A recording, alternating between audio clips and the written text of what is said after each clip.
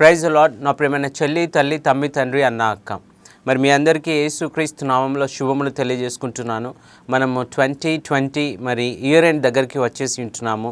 అనగా ఈ యొక్క క్రిస్మస్, మరి అదేవిధంగా మరి న్యూ ఇయర్ 2021 కొరకైనటువంటి ఈ యొక్క సందర్భంలో మరి మీ అందరితో కొన్ని విషయాలు బైబిల్ పరంగా మాట్లాడాలని చెప్పేసి నేను అనుకుంటూ ఉన్నాను. అన్నిటికంటే మొట్టమొదటిగా మరి ఒక విషయము మీకు తెలియచేసుకోవాలని అనుకుంటున్నాను. ఒకవేళ కనుక మీరు Romans epistle return to the Romans అనగా కేవలము ఆ రోమాలో ఉన్నటువంటి ఆ యొక్క ప్రజలకు మాత్రమే కాదు, కానీ ఆ యొక్క రోమ్ ఆ యొక్క మరి కంట్రీ లేకపోతే ఆ యొక్క జియోగ్రఫీ ఉన్నటువంటి ప్రతి ఒక్క చర్చ్ కొరకు. అనగా మీకు ఒకటి ఆలోచన ఏంటనంటే easy to understand. Churches in India వీటన్నిటిని కూడా అడ్రస్ చేయడానికి ఏమంటామనంటే ఇండియన్ చర్చెస్ అని అంటాం.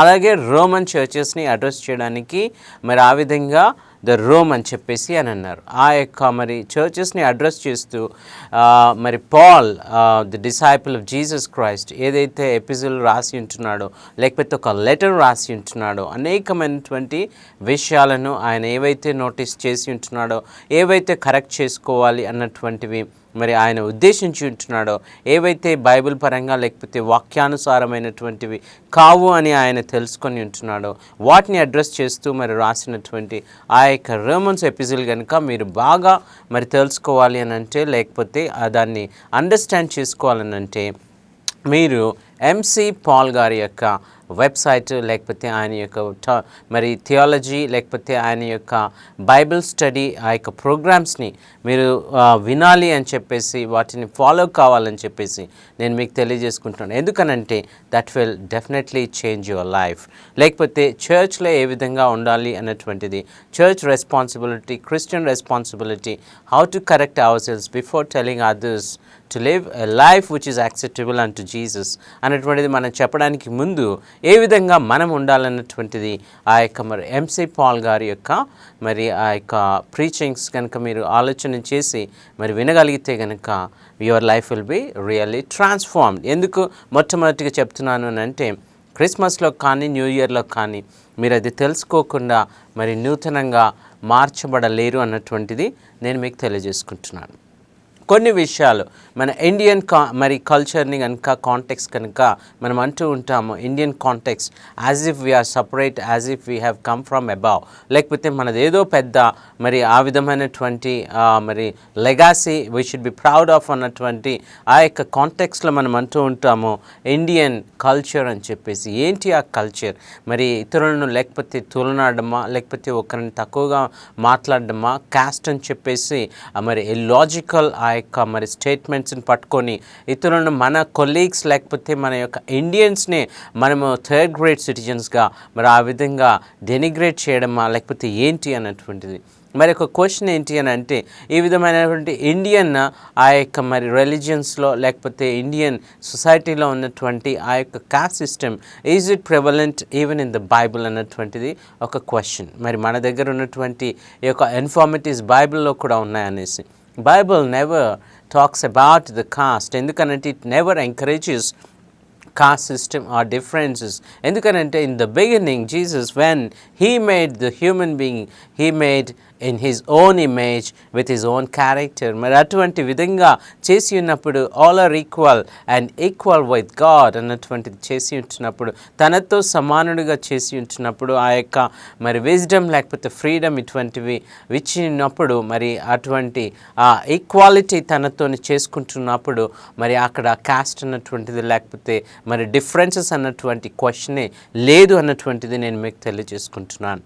సో ఎవరైనా కూడా ఎక్కడైనా కూడా చర్చెస్లో కానీ మరి క్రిస్టియానిటీలో కానీ ఆ విధమైనటువంటి కాస్ట్ గురించి కనుక మరి అక్కడ డిస్క్రిమినేషన్ ఉంటే కనుక you are disobeying the doctrine of లేకపోతే ది థింకింగ్ ఆఫ్ జీసస్, లేకపోతే యు ఆర్ పొల్యూటింగ్ మరి క్రిస్టియన్ ప్రిన్సిపల్స్, లేకపోతే దేవుని యొక్క ఉద్దేశాన్ని నీవు రాంగ్గా ఇంటర్ప్రిట్ చేస్తున్నావని మరి నువ్వు తెలుసుకోవాలని నేను కోరుకుంటున్నాను. రెండవది, మరి రిలీజియన్స్ మనది మరి ఆ విధంగా మల్టీ రిలీజియస్ కంట్రీ, లేకపోతే ఆ విధంగా గ్రీక్ దేశంలో చూసినప్పుడు అక్కడ కూడా ఎన్నో మరి ఆ విధమైనటువంటి ఆ యొక్క గాడ్స్ అండ్ గాడెసెస్ తెలియని దేవుళ్ళ కొరకు పూజలు చేస్తుంటున్నాము అన్నటువంటి ఆ యొక్క 2000 years బ్యాక్ ఉన్నటువంటి ఆ యొక్క కాన్సెప్ట్ ఇప్పుడు కూడా మరి మన దేశంలో హైలీ ప్రివలెంట్ అన్నటువంటి అప్పుడు మరి బైబిల్లో, మీ బైబిల్లో కూడా ఉందా అన్నటువంటిది ఎవరైనా అడిగినప్పుడు మీరు చెప్తారు, మరి యేసు ప్రభుల వారు మరి లోకానికి వచ్చింది మార్గము చూపించడానికి, సత్యము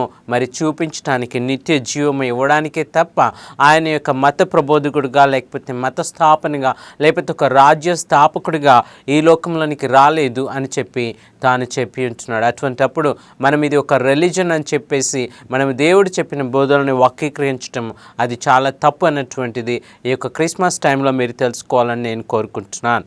మరి అదేవిధంగా అందరూ పాపులేనా అన్నటువంటిది ఒక పెద్ద క్వశ్చన్ మార్క్. కొందరు అంటూ ఉంటారు, మేము పాపులం కాదు. అసలు పాపం అంటే ఏంటి, డెఫినేషన్ కావాలి.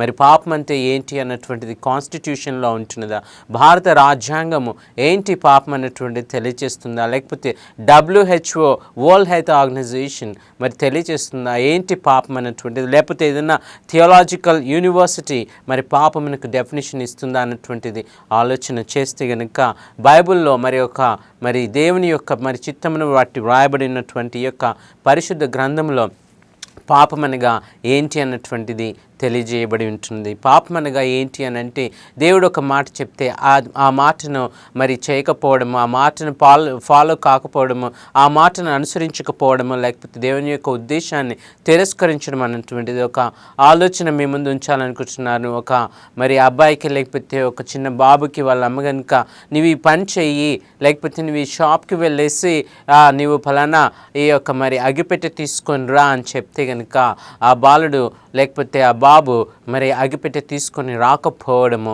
లేకపోతే ఆ పని చేయకపోవడం అన్నటువంటిది తల్లి మాటను తిరస్కరించినట్టు. ఒక చిన్న ఎగ్జాంపుల్ కొరకు మీకు తెలియచేస్తూ ఉంటున్నా. అదేవిధంగా అంటే ఏంటి అన్నమాట, తల్లి మాటను పక్కన పెట్టేసి ఉంటున్నాడు. ఆయన ఏమీ ఒక పెద్ద పని ఏమీ, లేకపోతే ఒక తప్పు పని ఏమి చేయలేదు కదా.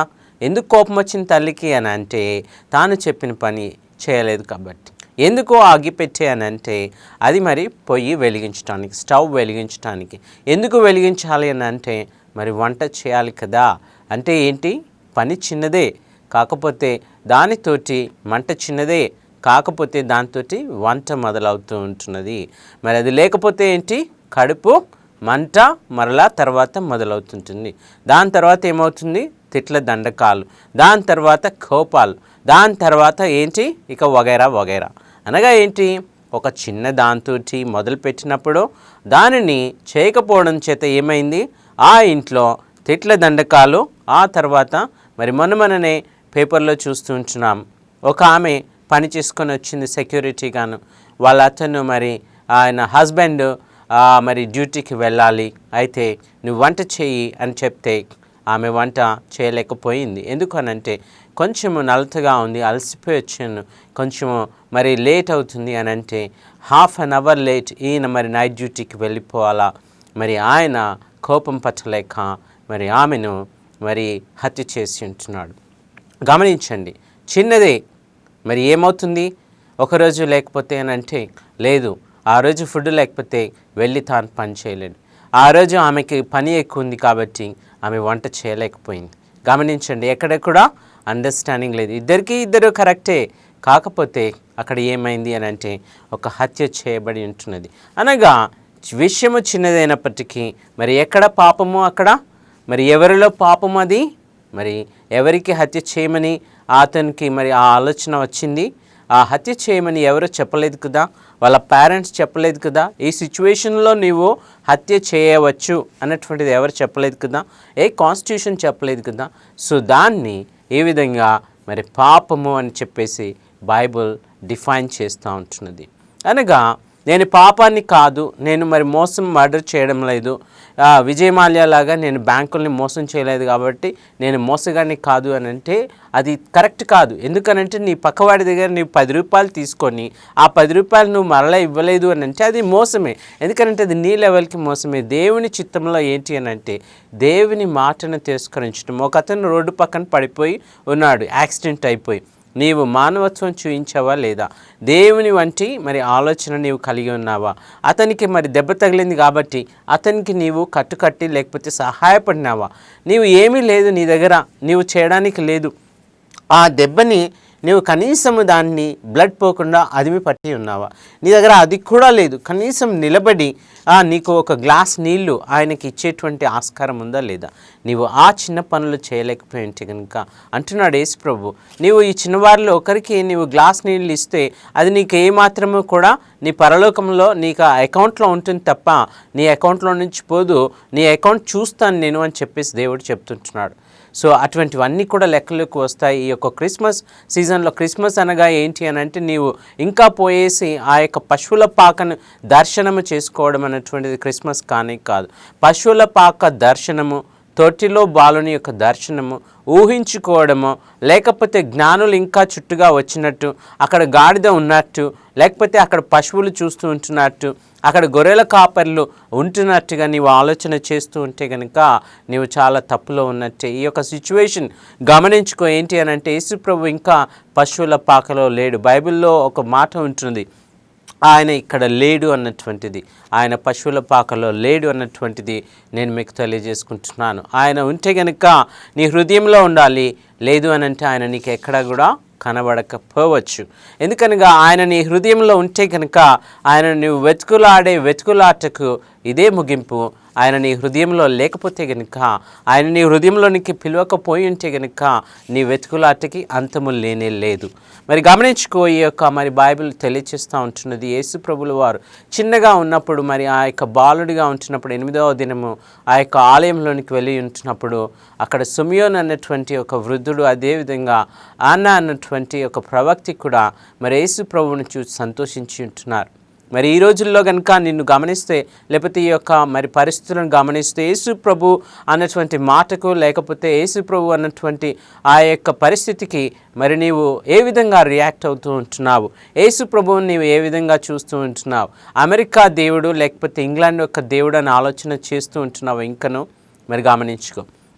అమెరికా వాళ్ళు మరి బోయింగ్ లేకపోతే అమెరికా వాళ్ళు ఏవైనా కూడా మరి ఆ యొక్క ఫైటర్ ప్లేన్స్ ఇచ్చి ఉంటున్నప్పుడు F-16s కానీ లేకపోతే ఇతర వగైరమైనటువంటి మిసైల్స్ కానీ మనకి ఇస్తుంటున్నప్పుడు మనం 2 చేతులతో వాటిని హగ్ చేసుకొని తీసుకుంటున్నాం. లేకపోతే వారు ఏదైనా ఒక మరి మెడిసిన్ కనిపెట్టారు అని అంటే, లేకపోతే టెలిఫోన్, లేకపోతే ఇంటర్నెట్, లేకపోతే ఇంకేదైనా కూడా మరి నోబెల్ ప్రైజ్ కొరకు మరి ఉద్దేశింపబడినటువంటి ఒక మంచి రీసెర్చ్ మరి మాలిక్యూల్ కనుక వారు తయారు చేశారు అని అంటే వాటిని మనము హక్ చేసుకోవడానికి ఇష్టపడుతూ ఉంటాం, పరిగెడుతూ ఉంటాం. మరి ఆ యొక్క మరి అమెరికా దేవుడే అని చెప్పేసి కనుక మనం ఒక స్టాంప్ వేసి మరి దేవుణ్ణి దూరం చేసుకోవడం అది ఎంతవరకు కరెక్ట్ అన్నటువంటిది ఆలోచన చేయమని నేను మిమ్మల్ని కోరుకుంటున్నాను. గ్రీన్ కార్డు కొరకు వేగిరపడుతూ ఉంటాం, అమెరికాలో స్టడీస్ కొరకు వేగిరపడుతూ ఉంటాం, కానీ అమెరికా దేవుడు అని చెప్పేసి యేసు ప్రభుల వారిని దూరం పెడుతూ ఉంటాం. ఇది ఎంతవరకు సమంజసము?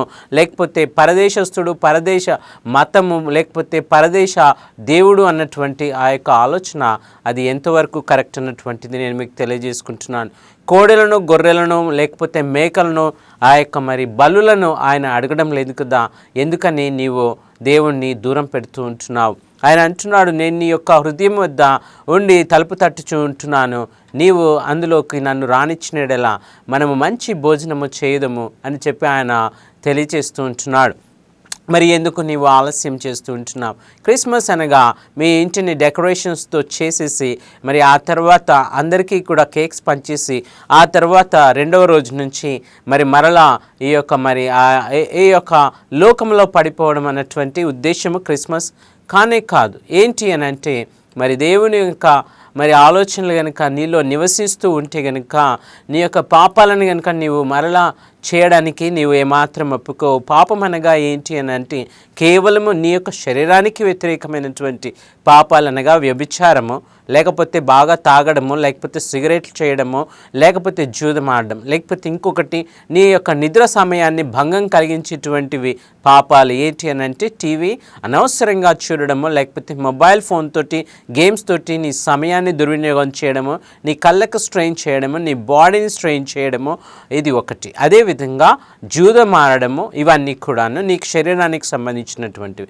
అదేవిధంగా ఆలోచన పరంగా ఇతరులకు అన్యాయము, లేకపోతే ఇతరులకు అక్రమము, లేకపోతే ఇతరులను దోచుకునేటువంటి కార్యక్రమాలకు తలపెట్టడము, చీకట్లో మరి చప్పుడు చేయకుండా ఇతరుల మీద దాడి చేసేసి మరి వారి సామాన్లన్నీ కూడా దోచుకోవడము, తాళాలు వేసి ఉన్న ఇంటిని మరి తలుపులు పగలగొట్టేసి చక్కగా మరలా తాళం బిగించేసి మరి వెళ్ళిపోవడము, ఏటీఎంని దోచుకోవడం, ఇవన్నీ కూడా పాపాల కిందే వస్తుంటాయి.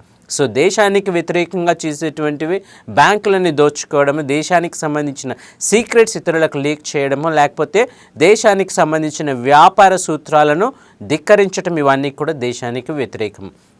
సో నీ శరీరానికి వ్యతిరేకము, మరి అదేవిధంగా నీ ఆత్మకు వ్యతిరేకమైనటువంటివి, నీవు ఆత్మహత్య చేసుకోవడము, లేకపోతే ఇతరులను హత్య చేసి వారి ఆత్మలను నీవు హరించడము అన్నటువంటివి ఇతరులకు హాని చేసేటువంటివి.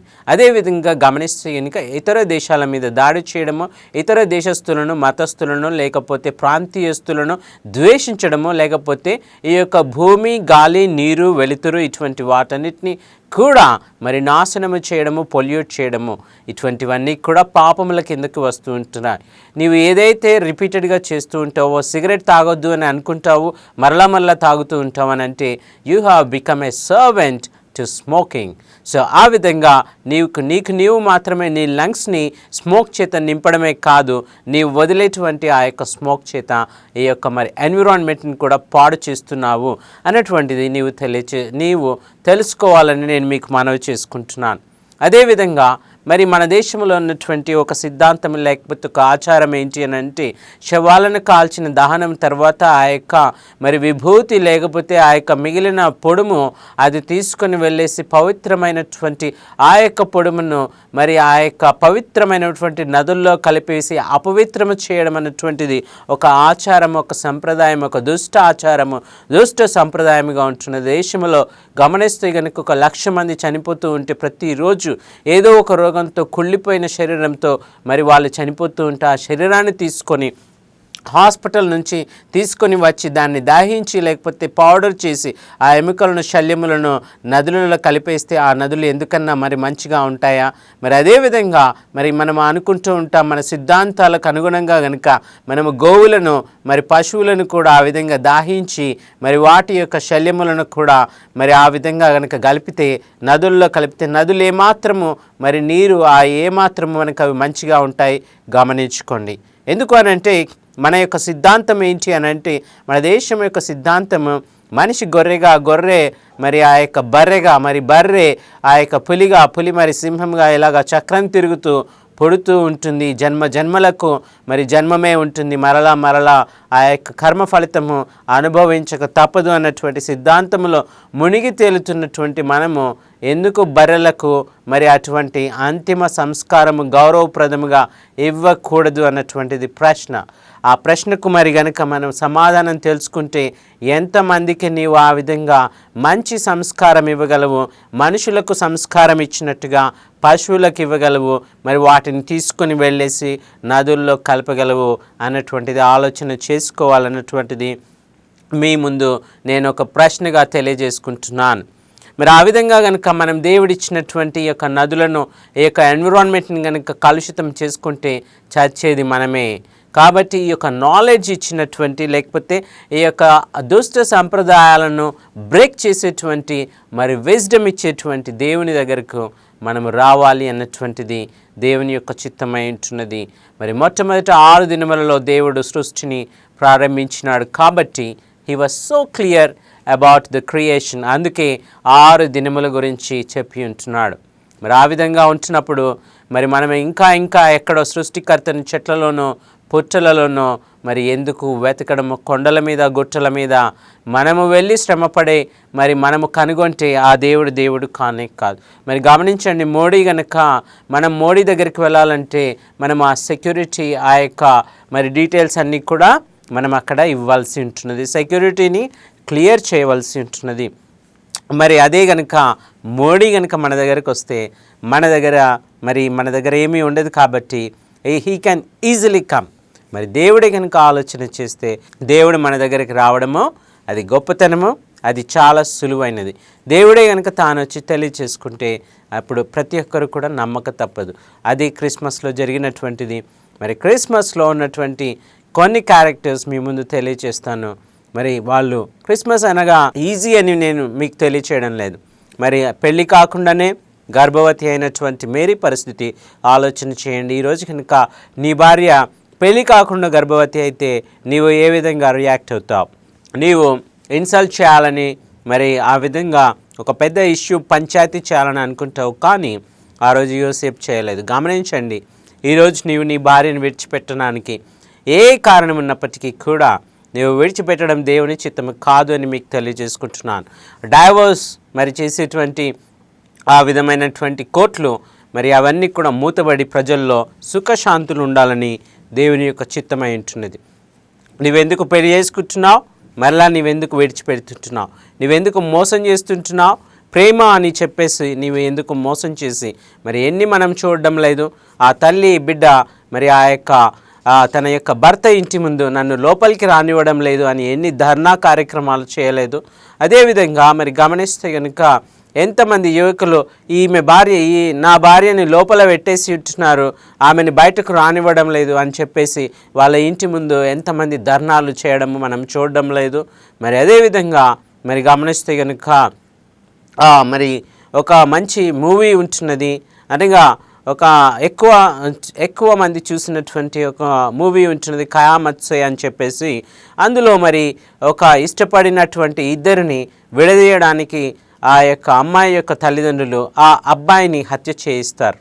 అనగా మరి ఆ విధమైన తొలగించుకోవాలని చెప్పేసి డబ్బులు ఇచ్చేసి మరి ఆ యొక్క రౌడీలతో చంపిస్తారు. మరి ఈ రోజుల్లో కూడా గమనిస్తుంటున్నాం. ఆ సినిమా వాళ్ళ యొక్క ఉద్దేశం ఏంటి అని అంటే ఇటువంటివి జరగకూడదనా, లేకపోతే ఇలాగ చేయాలనా అన్నటువంటిది మనకు తెలియదు. కానీ బట్ ఇప్పటికీ కూడా ఆ విధమైనటువంటివి సమాజంలో జరుగుతూ ఉంటున్నాయి. అనగా సినిమాలు చూసి మరి మారు మనసు పొందుతారు, లేకపోతే రేప్స్ మర్డర్స్ ఆగిపోతాయి అని అనుకుంటే కనుక అది చాలా తప్పిదము, లేకపోతే రాంగ్ ఎస్టిమేషన్. అనగా టీచింగ్స్ అన్నటువంటిది సినిమాల ద్వారా జరిగేటువంటి కార్యక్రమం కాదు అన్నటువంటిది. మీ ఇంట్లోనే టీచింగ్ కావాలా? మరి best teacher is a God. కాబట్టి దేవుని యొద్దకు వెళ్ళాలి అన్నటువంటిది నేను మీకు తెలియజేసుకుంటున్నాను. పరిశుద్ధత కలిగి ఉండడానికి మీరు ఆలోచన కలిగి ఉండండి. పరిశుద్ధత కలిగి ఉండడానికి మీరు వేగిరపడండి. ఆ విధంగా ఉండాలన్నటువంటి దేవుని యొక్క చిత్తమై ఉంటున్నది. ఈ క్రిస్మస్ సీజన్లో మీరు ఏంటి అని అంటే మీ పాపాలను వదిలిపెట్టుకోవడానికి, అదేవిధంగా మీ పరిశుద్ధతను కాపాడుకోవడానికి, మరి ఏ విధంగానూ నీ యొక్క శరీరాన్ని, నీ యొక్క అందాన్ని ఇతరులకు అమ్ముకోవడానికి మరి దేవుని యొక్క ఆలోచన కానే కాదు. ఆ రోజుల్లో తన యొక్క తెలివిని, తన యొక్క మోసకారితనాన్ని పాము ఏ విధంగా మరి స్త్రీని పడవేయడానికి మరి ఉపయోగించిందో, నీ తెలివిని ఇతరులను నీవు పడగొట్టడానికి ఉపయోగించకూడదు అన్నటువంటిది దేవుని యొక్క చిత్తమై ఉంటున్నది. మరి నీ యొక్క అందాన్ని కానీ, లేకపోతే నీ యొక్క ఆలోచనను కానీ, నీ యొక్క టెక్నిక్స్ కానీ ఇతరులకు హాని చేసే విధంగా ఉపయోగించకూడదు అన్నటువంటిది దేవుని యొక్క ఉద్దేశమై ఉంటున్నది. అనగా క్రిస్మస్లో ఏంటి అని అంటే నీవు సమస్యలను ఎదుర్కోవడానికి సంసిద్ధతగా ఉండాలి. మరి ఆ యొక్క మేరీ ఉపయోగపడింది దేవుని యొక్క చిత్తంలో. మరి నీవు దేవుని యొక్క చిత్తం ఈ రోజుల్లో ఏంటి అని అంటే దేవుని యొక్క సువార్తని ఇతరులకు తెలియచేయడము. నీవు సువార్థికురాలిగా లేకపోతే సువార్థికునిగా ఉండాలన్నటువంటి దేవుని యొక్క చిత్తము. ఇంట్లో మంచిగా కూర్చొని బిర్యానీ తింటూ సుఖంగా గడపాలన్నటువంటి దేవుని యొక్క చిత్తము కానే కాదు. మరి ఇతరులకు నీవు సువార్థికురాలిగా ఒక మంచి విషయముగా నీ యొక్క మాట ద్వారా, చూపు ద్వారా, ఆలోచన ద్వారా, క్రియ ద్వారా చేయాలన్నటువంటిది దేవుని యొక్క ఉద్దేశమై ఉంటున్నది. అంతకు మించినటువంటి మరి ఈ యొక్క క్రిస్మస్ అన్నటువంటిది మరి ఒక రోజుకి, ఒక అంశానికి, లేకపోతే సమయానికి సంబంధించింది కాదు, నీ యొక్క జీవితానికి సంబంధించినటువంటిది. నీ జీవితాన్ని క్రిస్మస్ ద్వారా, క్రీస్తుని కలిగి ఉండడం ద్వారా ఇతరులకు వెలుగుగా మార్చుకోవడానికి, లేక నీ మాటలు ఇతరులకు ఉప్పుగా ఉండడానికి నీవు ఈరోజే ఒక నిర్ణయం తీసుకోవాలని మీకు తెలియజేసుకుంటున్నాను. ఏ విషయంలోనో మరి నీవు దేవుని ఆ యొక్క తక్కెడలో చూసి ఉంటున్నప్పుడు, మెనమెన టెక్కేల్ ఉఫార్సిన్ అని అంటున్నప్పుడు, మరి అప్పుడు నీవు కనుక తక్కువ పడి ఉంటే కనుక మరి ఈరోజే నీవు సర్దుకోవాలని మీకు తెలియజేసుకుంటున్నాను. కాబట్టి దేవుని యొక్క ఆలోచనలను ఈ యొక్క మరి ప్రతిబింబించేటువంటి ఈ యొక్క సమయంలో మరి ఒక నెమ్మదైనటువంటి ఆలోచన. దేవుని వద్దకు వచ్చేటప్పుడు నీవు ఏ విధంగా ఉండాలి, మరి అదేవిధంగా మరి ఆ యొక్క మరి చర్చ్లో ఉన్నటువంటి సిచ్యువేషన్స్కి నీవు ఏ విధంగా రెస్పాండ్ అవుతూ ఉంటున్నావు, లేకపోతే చర్చ్ని ఏ విధంగా నువ్వు క్లీన్ చేయగలుగుతూ ఉంటున్నావు, దేని ద్వారా అక్కడ ఉన్నటువంటి దుమ్ము ధూళి కాదు, అక్కడ ఉన్నటువంటి ఆలోచన సరళిని మరి ఏ విధంగా అయితే మార్టిన్ లూథర్ అడ్రస్ చేసి ఉంటున్నాడో ఈ రోజుల్లో కూడా మరి మస్ట్ ఉన్నటువంటి ఈ యొక్క మరి చర్చెస్ ఆలయాలను, లేకపోతే పాలిటిక్స్ తోటి ఆ యొక్క పొల్యూట్ అయిపోయినటువంటి ఆలయాలను, అదేవిధంగా డబ్బుతోటి మరి కక్కుర్తి పడుతున్నటువంటి ఆ యొక్క ఆలయాలను మరి ప్రక్షాళించవలసినటువంటి సమయము. అదే కదా యేసు ప్రభువుల వారు చేసి ఉంటున్నది, అదే కదా నీ జీవితానికి మరి నీవు చేయవలసి ఉంటున్నది. మరి గమనించండి, అటువంటి సమయము ఇదే ఉంటున్నది. మరి ఈ యొక్క పాండమిక్ నుంచి బయటకు వస్తూ ఉంటున్నాము కాబట్టి మనం ఎవరైతే ఇబ్బందుల్లో ఉంటున్నారో వారికి సహాయపడడానికి ఈ యొక్క క్రిస్మస్ ఉపయోగించుకోవాలని నేను మీకు తెలియజేస్తున్నాను. అదేవిధంగా మరి ఎవరైతే మరి అధికంగా కలిగి ఉంటున్నారో వారు దాన్ని కొద్దిగా ఇతరులకు ఇవ్వాలని తెలియచేసుకుంటున్నారు. డబ్బులు సంపాదించడం తప్పు కాదు, కానీ యేసు ప్రభు చెప్తూ ఉంటున్నారు, నీవు సంపాదించు, మరి ఆ ధనవంతుడికి చెప్పి ఉంటున్నాడు, నీవు అది అమ్మి బీదలకు ఇచ్చి నన్ను వెంబడించు అనేసి.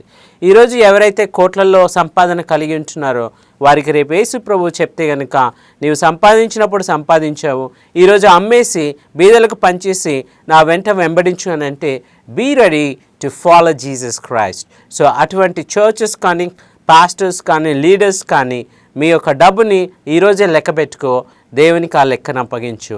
నీ దేవుని చిత్తాన్ని చేయడానికి నీవు ముందుకు రావాలని నేను తెలియజేసుకుంటున్నాను. నీ యొక్క పని ద్వారా, నీ యొక్క క్రియల ద్వారా దేవుని మహిమపరచాలని నేను కోరుకుంటున్నాను. Happy Christmas to one and all.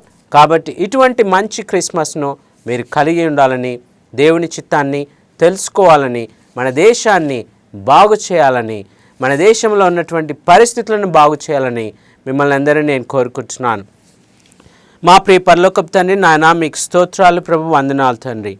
ఈ యొక్క నిజమైన క్రిస్మస్ మా జీవితంలో వెలుగును, నిజమైన సంతోషమును, మరి ఆర్పలేనటువంటి ఆ యొక్క సమాధానమును మా అందరికీ కలుగ చేయనట్లుగా మీరే మా జీవితంలో ప్రకాశించమని వేడుకుంటూ ఘనత, మహిమ, ప్రభావములు మీకే ఆరోపిస్తూ ఈ కొద్ది మనవులు యేసు క్రీస్తు దివ్యనామములో అడిగి వేడుకొని పొందుకొని కృతజ్ఞతాస్తుతులు చెల్లిస్తున్నాం తండ్రి. Amen. God bless India. Praise the lord.